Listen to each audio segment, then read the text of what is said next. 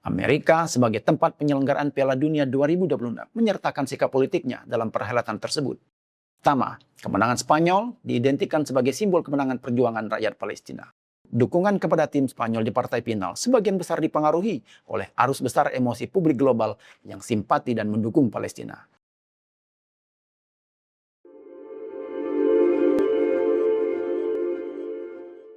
Assalamualaikum warahmatullahi wabarakatuh, Sobat The Press. Kembali bersama saya Suhandi Hasan dalam ngobrol politik Indonesia ThePress.id agar saya, Anda dan kita semua paham tentang politik. Sobat The Press, Piala Dunia 2026 telah berakhir. Seperti event Piala Dunia sebelumnya, Piala Dunia 2026 juga telah menjadi pemersatu warga dunia yang melampaui sekat-sekat primordial dan batas-batas geografis. Namun Piala Dunia 2026 terasa berbeda karena terbawa suasana pertarungan geopolitik dan konflik di Timur Tengah di mana Amerika adalah salah satu negara aktornya. Amerika sebagai tempat penyelenggaraan Piala Dunia 2026 menyertakan sikap politiknya dalam perhelatan tersebut. Sikap yang mendapat reaksi dari pihak yang berlawanan melalui simbol dukungan dan perilaku yang menentang Amerika Serikat dan sekutunya.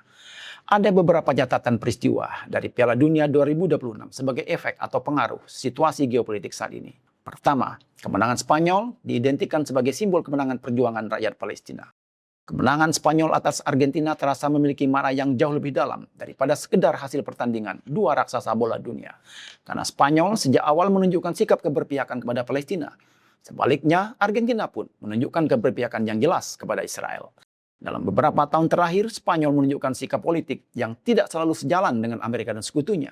Pemerintahannya pun berkali-kali menyuarakan perlunya penghormatan terhadap hak-hak rakyat Palestina, bahkan ketika banyak negara memilih diam dan tidak berani bersuara. Sepak bola, sebagaimana politik, bukan sekedar soal menang dan kalah. Keduanya adalah panggung tempat karakter sebuah bangsa dipertontonkan. Kemenangan di lapangan memberi kebanggaan. Keberanian membela kemanusiaan, memberi kehormatan. Dan sejarah lebih lama mengingat kehormatan daripada kemenangan. Kata pengamat sosial politik Hasan M. Nur yang diunggah di akun Facebooknya Senin 20 Juli 2026. Sikap Spanyol ini ditunjukkan pada pembelaan Perdana Menteri Spanyol, Pedro Sanchez, terhadap bintang muda Lamine Yamal setelah sang pemain mendapat kecaman dari pejabat Israel. Kecaman yang muncul karena Yamal mengibarkan bendera Palestina saat merayakan gelar timnya yang menjuarai Liga Spanyol pada Senin 11 Mei 2026 lalu.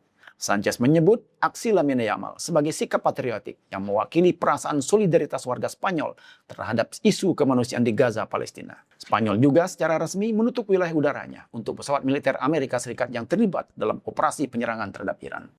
Kami tidak mengizinkan penggunaan pangkalan militer atau penggunaan wilayah udara untuk tindakan yang terkait dengan perang di Iran, kata Menteri Pertahanan Spanyol Margarita Robles pada Senin 29 Maret 2026. Karena itu, dukungan kepada tim Spanyol di partai final sebagian besar dipengaruhi oleh arus besar emosi publik global yang simpati dan mendukung Palestina, dengan menolak Amerika Serikat yang membantu Israel menjajah dan melakukan genosida terhadap negara itu.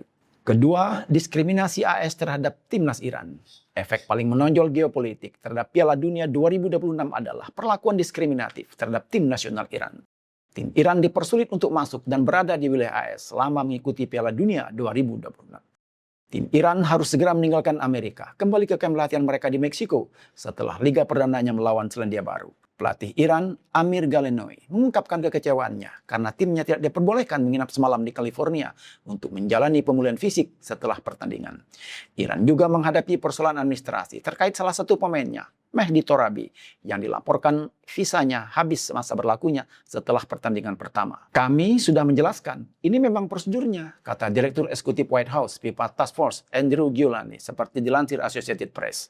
Giuliani menjelaskan seluruh pemain dan staf pelatih Iran telah memperoleh visa untuk mengikuti pertandingan Piala Dunia. Namun tidak semua anggota rombongan mendapatkan izin masuk ke wilayah Amerika Serikat. Menurutnya, tim Iran hanya diperbolehkan masuk ke AS sehari sebelum pertandingan dan diwajibkan meninggalkan negara itu pada hari yang sama setelah laga selesai. Kebijakan ini merujuk pada pernyataan Menteri Luar Negeri Amerika Serikat Marco Rubio terkait pembatasan bagi individu yang memiliki hubungan langsung dengan Korps Garda Revolusi Iran atau IRGC. Siapapun yang memiliki hubungan langsung dengan IRGC tidak akan masuk ke Amerika Serikat. Dan Piala Dunia tidak akan menjadi alasan untuk mengizinkannya, kata Giuliani. Iran sempat meminta FIFA memindahkan seluruh pertandingan fase grup mereka dari wilayah Amerika Serikat. Namun permintaan tersebut ditolak. Kapten Iran Mehdi Taremi mengungkapkan timnya harus menjalani perjalanan panjang dan pemeriksaan keamanan yang ketat sebelum pertandingan melawan Selandia Baru. Sehingga timnya memerlukan waktu selama 5 jam untuk sampai ke Los Angeles dari Tijuana, Meksiko. Ketiga, sikap pemain dan simbol penolakan terhadap Donald Trump. Trump sebagai aktor utama konflik Timur Tengah saat ini menjadi sosok yang tidak diharapkan kehadirannya oleh sebagian besar pemain. Sikap Lamine Yamal misalnya, yang semula enggan berjabat tangan dengan Trump, dan tatapan sinisnya karena Trump ingin berlama-lama di atas podium banyak dibahas di berbagai media. Demikian juga aksi Rodri, kapten tim Spanyol, yang mendorong dan memberi isyarat kepada Trump untuk segera turun dari podium. Termasuk hilangnya foto Trump di akun media sosial tim Spanyol saat selebrasi. Mestinya Trump masih terlihat dalam bingkai foto karena tidak langsung turun dari panggung saat sesi foto selebrasi itu. Sobat The Press, dalam perspektif geopolitik, konflik Palestina-Israel bukan sekedar sengketa wilayah, melainkan epicentrum pertarungan kepentingan global. Timur Tengah sejak lama merupakan kawasan strategis yang menghubungkan Asia, Afrika, dan Eropa sekaligus menjadi pusat energi dunia. Maka setiap simbol yang berkaitan dengan Palestina atau Israel memiliki resonansi global. Ketika bendera Palestina berkibar di tribun stadion, ia bukan hanya menyampaikan solidaritas terhadap rakyat Palestina, tetapi juga menjadi simbol kritik terhadap konfigurasi politik internasional. Sebaliknya, pengibaran bendera Israel dipahami oleh sebagian pihak sebagai afirmasi dukungan terhadap posisi geopolitik tertentu. Simbol-simbol itu makin solid dan berani ditunjukkan di panggung Piala Dunia 2026 di tengah pergolakan Iran dan Amerika di Selat Hormuz dan Teluk Persia. Semoga bermanfaat dan menambah wawasan. Sampai jumpa. Assalamualaikum warahmatullahi wabarakatuh.